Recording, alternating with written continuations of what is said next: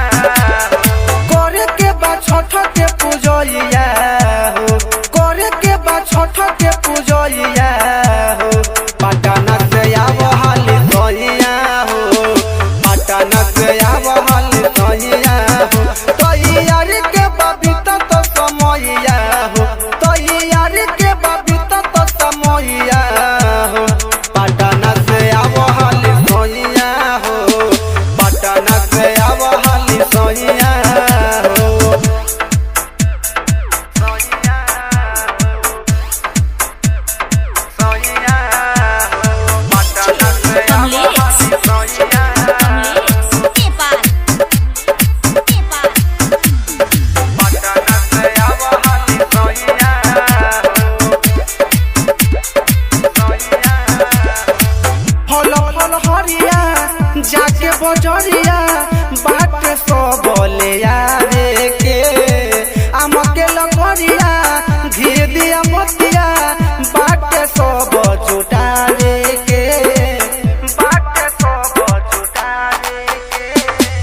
फल फल हरिया जाके बजरिया बाट सब ले आवे के आम के लकड़िया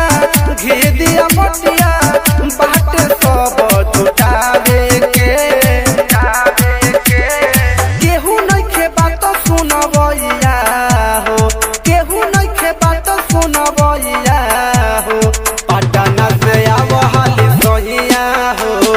पटना से आवहली सोहिया तैयार के बाबित तो समैया हो पटना से आवहली सोहिया हो पटना से आवहली सोहिया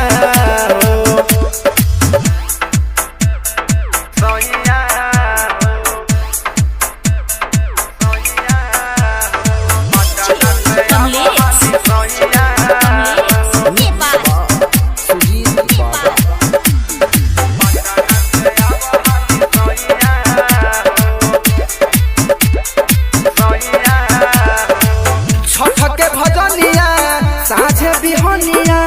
मन में उमंग भरता दीनानाथ गुरु से होई ना अकेला दुनु बेकत के खोजता।